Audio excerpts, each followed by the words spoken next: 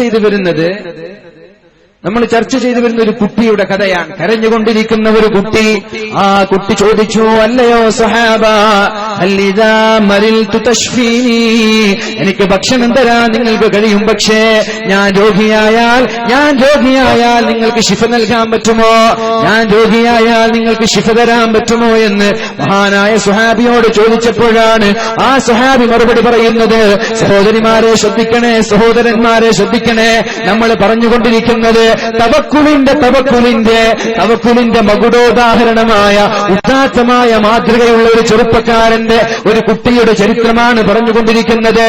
വേറെ പറഞ്ഞ വസ്ത്രം ധരിച്ച് ഭക്ഷണം കഴിക്കാനില്ലാതെ, വെള്ളം കുടിക്കാനില്ലാതെ, വസ്ത്രം ധരിക്കാനില്ലാതെ, അങ്ങനെ ഒരുപാട് കഷ്ടപ്പാടുകൾ സഹിച്ചുകൊണ്ടിരിക്കുന്ന ഒരു പാവപ്പെട്ട കുട്ടിയോട് ചോദിക്കുകയാണ്, നിന്റെ കാര്യം ഞാൻ ഏറ്റെടുക്കട്ടെ?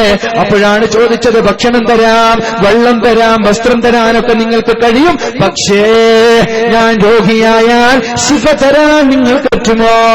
അദ്ദേഹം പറഞ്ഞു, ഇല്ല വലൈസ ഇലാ ദാലിക സബീൽ, അല്ലാഹുവാണ് ശിഫ തരുന്നത്, അതുകൊണ്ട് ശിഫ തരാൻ എനിക്ക് കഴിയില്ല. അപ്പോഴാണ് കുട്ടി രണ്ടാമത്തെ ചോദ്യം ചോദിക്കുന്നത്, എന്നാൽ സ്വഹാബി വര്യരെ, എന്റെ അമ്മാവാ, അൽ ഇദാ മിത്തു തുഹീനി, ഞാൻ മരിച്ചുപോയാൽ, ഞാൻ ലോകത്തോട് വിട പറഞ്ഞു പോയാൽ എന്നെ ജീവിപ്പിക്കാൻ നിങ്ങൾക്ക് സാധിക്കുമോ? ശ്രദ്ധിക്കണേ, ഞാൻ എന്റെ വാക്കുകൾ ഉപസംഹരിക്കാൻ പോവുകയാണ്. അൽ ഇദാ മിത്തു, ഞാൻ മരിച്ചുപോയാൽ എന്നെ ജീവിപ്പിക്കാൻ നിങ്ങൾക്ക് സാധിക്കുമോ? അപ്പോഴും അദ്ദേഹം പറഞ്ഞു, ലൈസ ഇലാ ദാലിക സബീൽ, മരിച്ചുപോയ ആളുകളെ ജീവിപ്പിക്കാനും എനിക്ക് കഴിയില്ല.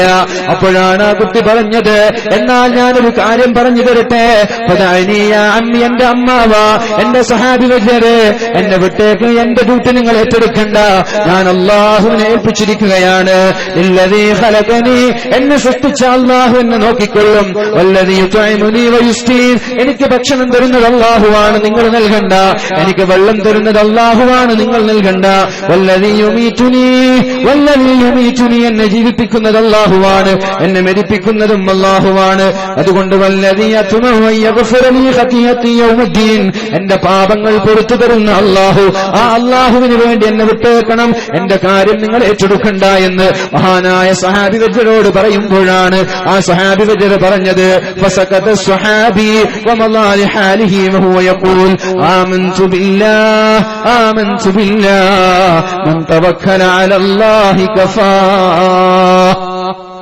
ഇത് കേട്ടപ്പോ ആ സ്വഹാബി ഒന്നും മിണ്ടാതെ പോയി. എന്നിട്ട് അദ്ദേഹം പറഞ്ഞു, ആമൻതു ബില്ലാഹ്, ഞാൻ അല്ലാഹുവിനെ കൊണ്ട് വിശ്വസിക്കുകയാണ്.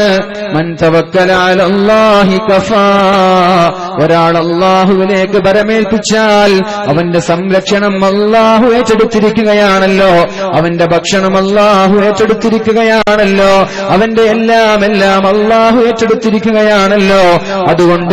അതുകൊണ്ട് ഞാൻ ഈ കുട്ടിയുടെ കാര്യം നോക്കുന്നില്ല, ഞാൻ എന്റെ ജീവിതം പോലും അല്ലാഹുവിലേക്ക് ബരമേൽപ്പിക്കുകയാണെന്ന് പറഞ്ഞിട്ട് ആ സ്വഹാബി അവിടെ നിന്ന് മടങ്ങിപ്പോകുമ്പോ ഈ സദസ്സ് കഴിഞ്ഞിട്ട് ഈ മഹാനായ തങ്ങളുടെ അനുസ്മരണം നടക്കുന്ന ഉറൂസ് ആണ്ട് നേർച്ചയിൽ ഈ പ്രഭാഷണം കഴിഞ്ഞിട്ട് ഇവിടെ നിന്ന് പിരിഞ്ഞു പോകുന്ന ഓരോ ആളുകളും, ഓരോ സഹോദരിമാരും മനസ്സിന്റെ അകത്തളങ്ങളിൽ കൊത്തിവെക്കേണ്ടത്, ഞാൻ അല്ലാഹുവിലേക്ക് എന്റെ ജീവിതം ഏൽപ്പിക്കുകയാണ്.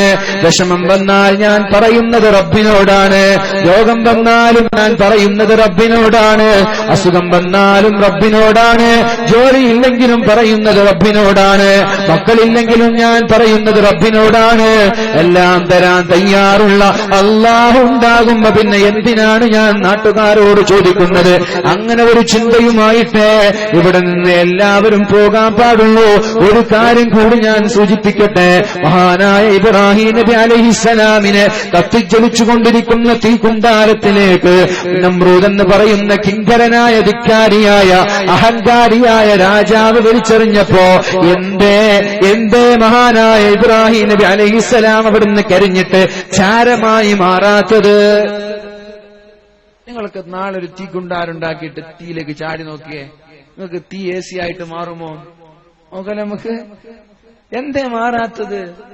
അത് വേണ്ട, പോട്ടെ. എന്തേ മാറാത്തത്? അതിന് കാരണമുണ്ട്. ഹസ്ബുനല്ലാഹു വനിഅമൽ വകീൽ. അല്ലാഹുവേ ഞാൻ നിന്നെ ഏൽപ്പിക്കുകയാണെന്ന് പറഞ്ഞിട്ടാണ് മഹാനായ ഇബ്രാഹിം നബി അലൈഹിസ്സലാം തീയിലേക്ക് ചാടിയത്. തീയിലേക്ക് വലിച്ചെറിയുമ്പോ എന്നെ രക്ഷിക്കണേ, എന്നെ രക്ഷിക്കണേ, ഞാനിതാ നിങ്ങൾ പറഞ്ഞതുപോലെ കേൾക്കാമെന്നല്ല പറഞ്ഞത്.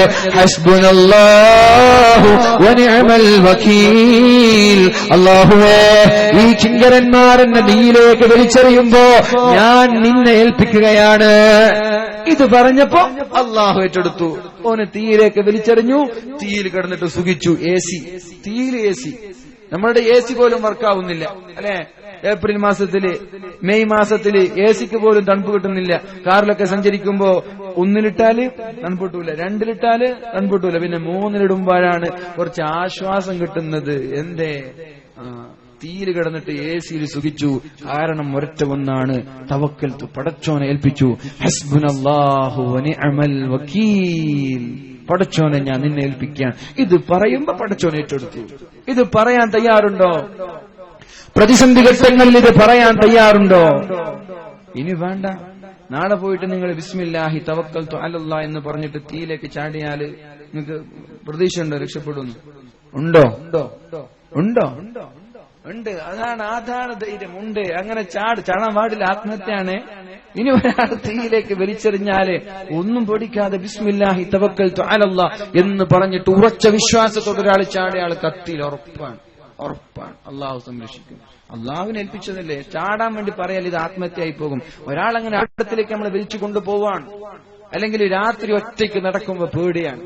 രാത്രി ചില ആളുകൾക്ക് ഉണ്ടാവും ഒറ്റയ്ക്ക് നടക്കാൻ പേടി. മദ്രസ വിട്ട് വരുമ്പോ ഇരുടിലൂടെ സഞ്ചരിക്കണം. തെരുവുനായകളുടെ സീസണാണല്ലോ അല്ലെ? ഇപ്പൊ തെരുവുനായകളാണ് ഫുള്ള് ഫോമിലുള്ളത്. അപ്പൊ തെരുവുനായകളുണ്ട്, പിശാചുകളുണ്ട്, കള്ളന്മാരുണ്ട്. ആ സമയത്ത് ബിസ്മില്ലാഹി തവക്കൽതു അലല്ലാഹ്. അല്ലാഹുവേ ഞാൻ നിന്നെ ഏൽപ്പിച്ചിട്ട് നടക്കാൻ ഒരു ചുക്കു സംഭവിക്കില്ല. വണ്ടിയിൽ കയറുമ്പോ ബിസ്മില്ലാഹി തവക്കൽതു അലല്ലാഹ്. അല്ലാഹുവേ ഞാൻ നിന്നെ ഏൽപ്പിച്ചിട്ട് പോവാൻ. ഏതായാലും അള്ളാഹിനെ ഏൽപ്പിച്ചല്ലേ, ഇനി എനിക്ക് ആക്സിഡന്റ് ഉണ്ടാവൂല എന്ന് പറഞ്ഞിട്ട് നേരെ പോയിട്ട് പാണ്ടിലോരിക്കൊന്നും കയറ്റാൻ നിൽക്കണ്ട. മാന്യമായിട്ട് യാത്ര ചെയ്യേ. 140 സ്പീഡിലൊക്കെ പോയിട്ട് അള്ളാഹിനെ ഏൽപ്പിച്ചെന്ന് പറഞ്ഞിട്ട് കാര്യമില്ല. നബി തങ്ങളുടെ സ്വഹാബി ചോദിച്ചു, നബിയെ തവക്കുലൊക്കെ ശരിയാണ്, എനിക്കൊരു ഒട്ടകമുണ്ട്, ആ ഒട്ടകത്തിന് ഞാൻ തെങ്ങിൽ കെട്ടിയിട്ടതിന് ശേഷമാണോ ബിസ്മില്ലാഹി തവക്കൽതു അലല്ലാഹ് എന്ന് ചൊല്ലേണ്ടത്, അല്ല അഴിച്ചിട്ടിട്ട് തവക്കൽതു അലല്ലാഹ് എന്ന് പറഞ്ഞാ മതിയോ? അപ്പൊ നബി തങ്ങൾ എന്താ പറഞ്ഞത്? നീ കെട്ടേണ്ട ആവശ്യമൊന്നുമില്ല, അങ്ങനെ തന്നെ തവക്കുൽ എന്ന് പറഞ്ഞാൽ അത് സംരക്ഷിക്കുന്നല്ല. ആദ്യം കെട്ടിയിടണം, എന്നിട്ട് തവക്കുൽ പറയും. എന്നിട്ട് നീ അവിടെ കിടന്നുറങ്ങിയാൽ ആരും അത് കട്ടുകൊണ്ടുപോകൂല. മുകളിൽ തേങ്ങയിൽ നിന്ന് തേങ്ങ ഒട്ടകത്തിന്റെ തലയിൽ കൊണ്ട് മരിക്കൂല. അവിടെ ഇരിക്കുമ്പോ ബിസ്മില്ലാഹി തവക്കൽതു അലല്ലാഹ് എന്ന് പറഞ്ഞോളെ. തേങ്ങ എപ്പോ വീഴുന്നറിയില്ല. ഇതൊക്കെ പറിച്ചിട്ടുണ്ടാകും. എന്നാലും പച്ച തേങ്ങ വീണൂടെ? ഇത് പടച്ചോന്റെ കയ്യിലാണല്ലോ. അതുകൊണ്ട് നാളെ ഇവിടെ വേദന വരുമ്പോ ആദ്യം തന്നെ ബിസ്മില്ലാഹി തവക്കൽതു അലല്ലാഹ് എന്ന് പറഞ്ഞു